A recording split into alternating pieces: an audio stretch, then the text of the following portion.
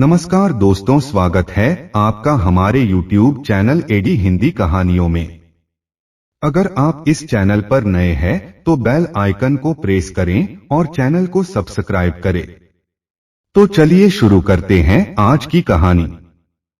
सुहागन। क्षण भर में इतना बड़ा हादसा हो जाएगा प्रिया को पता न था।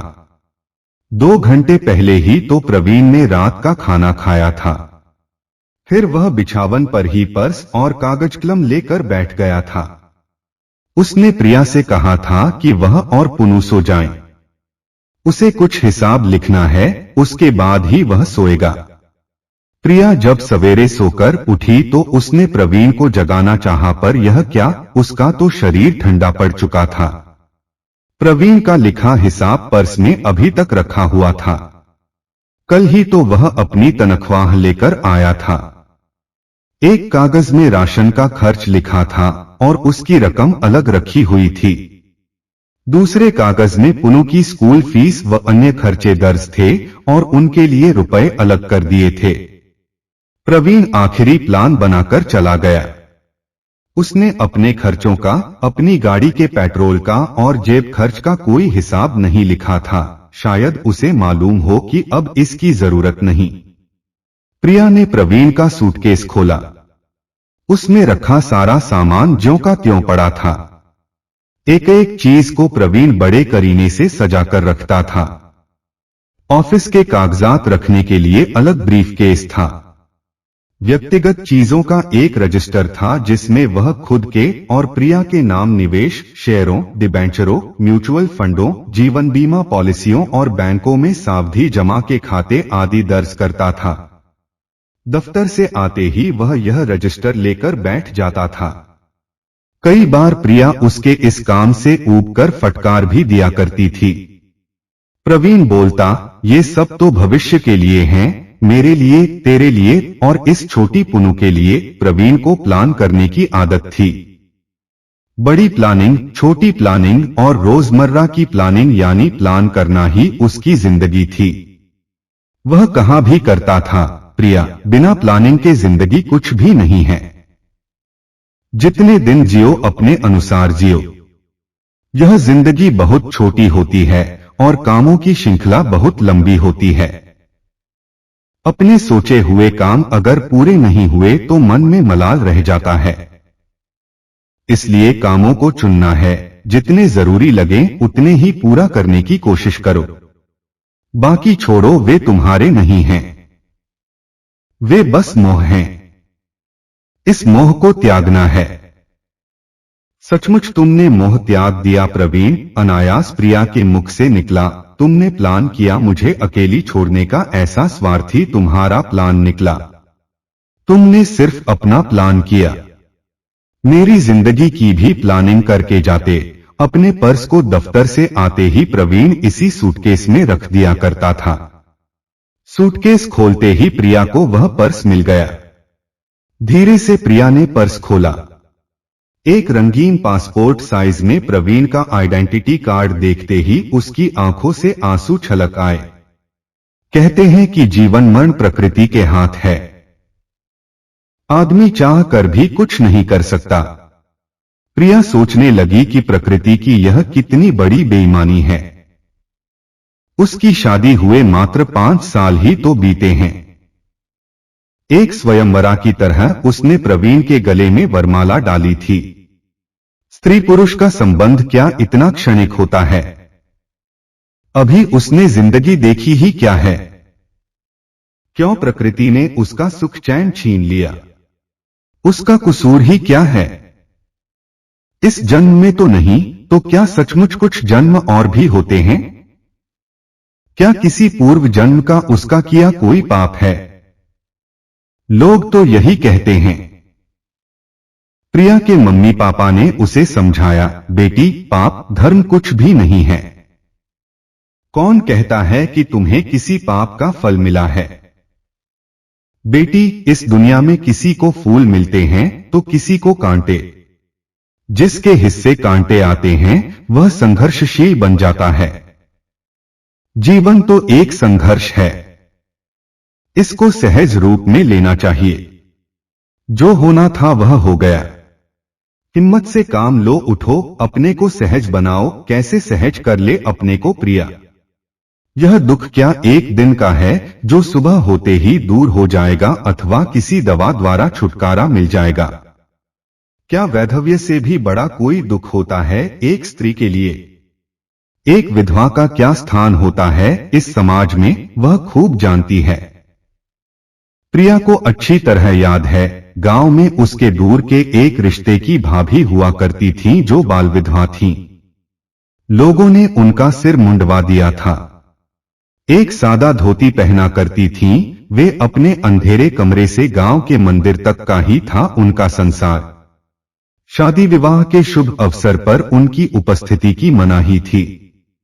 उनकी छाया तक से लोग दूर भागते थे। प्रिया भी अब एक विधवा है। पति के दाह संस्कार के दिन सास ने उसके हाथों की चूड़ियां तोड़कर पानी में फेंक दी थीं। बिंदी और माथे का सिंदूर धुल गया। वह सुहागन नहीं रही। लोग उससे घृणा करेंगे। घर से और समाज से कटकर रह जाएगी वह। अब तो यही उसका हश्र है। क्या वह इस स्थिति को स्वीकार कर ले? नहीं, यह एक बुजदिली होगी। वह नए जमाने की लड़की है। वह दुनिया का सामना करेगी। वह गांव की निरीह भाभी नहीं बनेगी। जिंदगी में एक हादसा ही नहीं आता, और भी आ सकते हैं, पहले से भी बड़े। तो क्या वह जिंदगी इसी तरह हारती रहेगी? नहीं, कदापि नहीं। प्रिया ने पर्स को मोड़कर ज्यों का त्यों रख दिया। अनायास उसका हाथ सूटकेस की पॉकेट में चला गया। इस पॉकेट में प्रवीण द्वारा लाई लहठी, एक प्रकार की चूड़ी रखी थी जो कुछ दिनों पहले वह प्रिया के लिए लाया था। लेकिन अब वह इन लहठियों का क्या करेगी? किसके लिए पहनेगी अब? कौन देखने वाला है इन्हें? जो चाव से लेकर आया वही नहीं रहा। ये सब चीजें तो सुहागनों के लिए होती हैं न? वह तो अब सुहागन भी नहीं रही। उसकी आंखों से फिर आंसू टपकने लगे। कुछ देर के लिए वह निष्क्रिय हो गई। घर का सामान आदि जब भी कभी वह देखने लगती है तो ऐसा ही होता है। घर में उलट पुलट करने की आदत उसकी पुरानी है। प्रवीण बार बार कहा करता था, यह क्या तुम घर की चीजों की उठापटक में लगी रहती हो? क्या तुम्हें और कोई काम नहीं? क्यों नहीं तुम अपनी पढ़ाई फिर से शुरू करती हो? मैं इस बार पटना जाकर तुम्हारे नए कोर्स की सारी किताबें ला देता हूं। प्रवीण फिर पटना नहीं जा पाया और प्रिया की पढ़ाई अधूरी ही रह गई। वह एमए नहीं कर पाई। अब तो और भी कुछ करने का उसका मन नहीं करता। पुनु को स्कूल पहुंचाने का काम आया कर देती है। स्कूल का रिक्शा दोपहर में पुनु को घर पहुंचा जाता। पुनु स्कूल से आती है तो कुछ देर के लिए उसके साथ उसका मन बहल जाता, लेकिन पुनु के बार बार पूछने पर कि उसके पापा कब तक आएंगे, वह कुछ भी जवाब नहीं दे पाती। प्रवीण के मृत शरीर को जब श्मशान घाट ले जाया जा रहा था तब पुनु सवाल कर बैठी थी, क्यों पापा को इस तरह लिए जा रहे हैं? उत्तर में प्रिया बोली थी, तुम्हारे पापा की तबीयत रात से ही खराब है न, उन्हें अस्पताल ले जाया जा रहा है। जल्द ही वे अच्छे होकर वापस आ जाएंगे। एक महीना गुजर गया लेकिन प्रिया पुनु के सवाल का जवाब नहीं दे पाई। पिछली शाम जब वह पुनु के साथ छत पर बैठी थी तब पुनु ने वही सवाल फिर किया था। अचानक प्रिया के मुख से निकल गया, वह देखो, सबसे बड़ा तारा जो तुम्हें दिखाई दे रहा है वही तुम्हारे पापा हैं। जब तुम्हें पापा की याद आए तब तुम इसी तारे को देखकर उन्हें पुकारना। वे सपने में तुमसे मिलने जरूर आएंगे। इस तरह कितने दिन प्रिया पुनु को ढांढस देती रहेगी? कभी कभी वह सोचती कि इस पहाड़ सी जिंदगी को कैसे जी सकेगी। अब इस जिंदगी में रखा ही क्या है? किस सुख के लिए वह जिएगी? क्यों न वह मर जाए, जहर खाकर अपनी जीवन लीला खत्म कर दे। यह 5 वर्ष की बेटी पुनु जो उसकी नजरों के सामने आ जाती है, नहीं तो उसी दिन जिस दिन प्रवीण का हादसा हुआ वह भी अपना अंत कर लेती। पुनु के लिए ही तो उसको जीना होगा, चाहे जैसे भी हो, दुख से या सुख से, ताने सहकर या फिर लांछन सहकर। वह औरत है एक विधवा, जिसे समाज बार बार ठुकराएगा, दुत्कारेगा। चल बेटी यहां से अब चल। क्या करेगी यहां रहकर अब अकेली? प्रवीण की बीमा और भविष्य निधि आदि का सेटलमेंट तो घर से भी किया जा सकता है। वह मुझ पर छोड़ दे, मैं पटना से ही ये सब काम कर लूंगा। पापा ने उसे साथ ले जाने की जिद की थी। प्रिया ने उनकी बातों का कोई जवाब नहीं दिया था। वह सोच रही थी कि कितने दिन माँ और पापा अपने साथ उसको रख पाएंगे। 5 वर्ष, 10 वर्ष, फिर उसके बाद घर में 2 छोटे भाई हैं। माना वे उसको बेहद प्यार करते हैं। भाइयों की शादियां होंगी। एक विधवा ननद को भाभियां क्या सहज रूप में स्वीकार कर लेंगी? उसको उन लोगों के भरोसे ही तो जीना पड़ेगा। गांव की विधवा भाभी की ही तरह वह भी जिएगी। मां ने भी उसको बहुत समझाया था कि तुम्हारे पापा ठीक ही कहते हैं बेटी, उनकी बातें मान ले और घर चल। हम समझेंगे कि हमारी बेटी कुंवारी ही है, हम अपनी दुलारी बेटी को पाल लेंगे। मां कहने को तो कह गई, लेकिन वे खुद इस बात को समझती हैं कि उनके कथन में जरा भी सच्चाई नहीं है। कोई भी मां अपनी बेटी को जिंदगी भर नहीं पाल सकती। उसकी ममता, उसका प्यार उसकी थोड़ी सी जिंदगी तक ही सीमित है। अपना भार बेटों या बहुओं पर नहीं थोपा जा सकता। प्रिया गांव वाली भाभी की तरह दूसरों की दया पर नहीं जीना चाहती थी। उसने मां को दो टूक जवाब दिया था, तुम पापा को समझा दो मां कि वे मेरे लिए अधिक चिंता न करें। वे खुद ही कितने कमजोर हैं। इतनी सोच फिक्र करने से उनकी सेहत और भी खराब हो जाएगी। मैं अपना दुख सहन करना सीख लूंगी। मां, प्रिया का जवाब सुनकर मां की आंखें छलछला उठी थीं। फिर उन्होंने प्रिया से साथ चलने को नहीं कहा।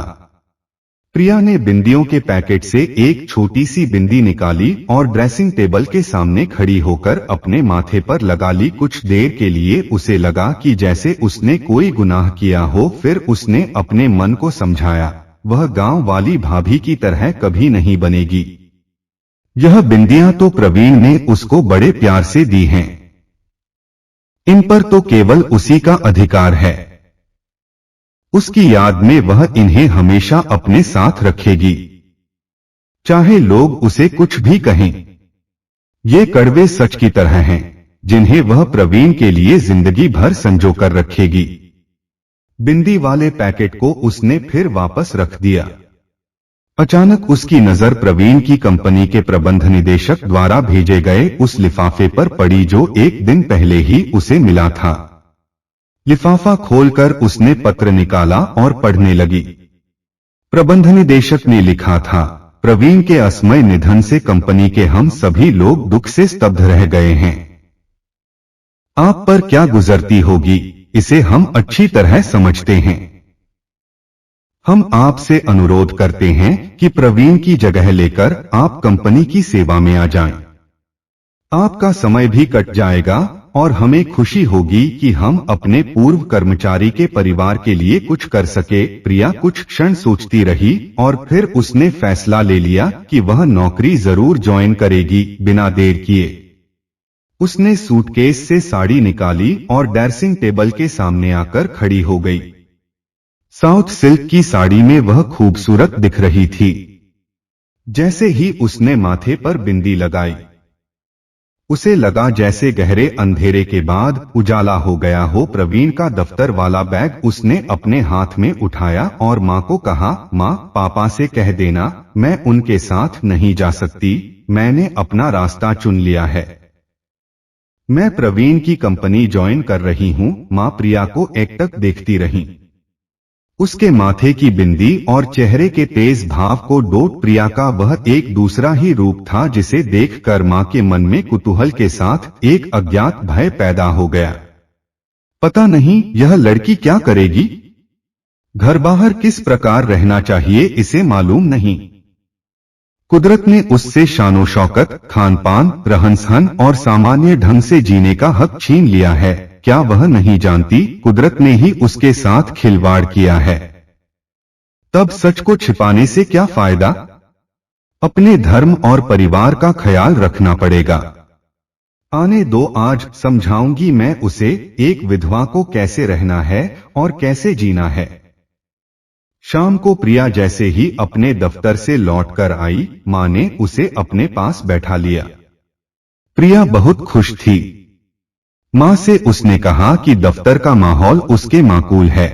एनडी से लेकर जीएम, अन्य अधिकारी तथा स्टाफ के सभी सदस्यों से उसको आदर मिला।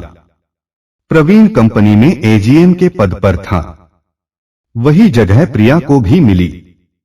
दफ्तर में एक एजीएम का एक और पद है जिस पर फिलहाल मुंबई से सतीश ने ज्वाइन किया है। सतीश और प्रवीण ने एक ही दिन नागपुर में कंपनी में ज्वाइन किया था। सतीश से नागपुर में ही प्रिया की मुलाकात हुई थी। एक बार प्रवीण ने अपने घर उसे खाने पर बुलाया था, फिर उसका ट्रांसफर मुंबई हो गया। आज दफ्तर में उससे भेंट होने पर पुरानी याद ताजा हो गई। उसने प्रवीण की मृत्यु पर काफी अफसोस प्रकट करते हुए कहा, भाभी आप इस दफ्तर में आ गईं, अच्छा हुआ। यह सब तो ठीक है बेटी, कंपनी ज्वाइन कर ली, मैं मना नहीं कर रही, लेकिन तुम इस तरह मत रहो कि लोग तुम पर उंगली उठाएं। तुम्हें रंगीन कपड़े, बिंदी छोड़कर सादे ढंग से जीना है। मां ने जैसे अपना हुक्म जारी कर दिया। मां ऐसा न कहो, मैं एक विधवा की तरह नहीं जी सकती। मेरा दम घुट जाएगा, मेरी पुनु मर जाएगी। मुझे इन खोखले बंधनों से उबरने दो मां। मैं अपनी जिंदगी को अपनी बेटी के साथ भरपूर जीना चाहती हूं। मुझे बल दो मां कि मैं इन बुरे रीति रिवाजों का खुलकर सामना कर सकूं। प्रिया ने अपना साहस दिखाया। यह कैसे होगा बेटा, मैं मान भी जाऊं, लेकिन तुम्हारे पापा, अपना धर्म, यह समाज हमें सुख चैन से नहीं रहने देगा। उसकी चिंता तुम मत करो मां, हमें ढंग से जीने का पूरा अधिकार है। जो धर्म हमें अपने पद से डिगा दे उसे हम नहीं मानते, और यह समाज जो खुद कुरीतियों के दलदल में फंसा हुआ है उसकी हम क्यों सुनेंगे। हम जैसा करेंगे समाज वैसा ही बनेगा। मां ने फिर कुछ जवाब नहीं दिया। शायद प्रिया की बातों का उन पर अनुकूल असर हुआ। वे समझने लगीं कि जमाना अब बदल गया है। नए विचारों का साथ देने में ही अब भलाई है। वक्त के साथ पुराने पत्ते झड़ते गए और उसकी जगह नए पत्ते मुस्कराने लगे। प्रिया के भीतर भी नई नई कोंपलें उग आईं। दफ्तर में प्रिया का मन लगने लगा। वहां काम करने वाले सभी कर्मियों से उसकी दोस्ती बढ़ती गई, खासकर सतीश से। एक दिन सतीश को उसने अपने घर बुलाकर मां से भी मिलाया। मां ने उत्सुकतावश उससे पूछ ही लिया कि वह कहां का रहने वाला है, उसके घर और कौन कौन है तथा वह किस बिरादरी का है। सतीश ने स्पष्ट शब्दों में मां को समझाया था कि वह रांची के आदिवासी परिवार से है। उसके घर में माता पिता और शादीशुदा 2 बहनें हैं।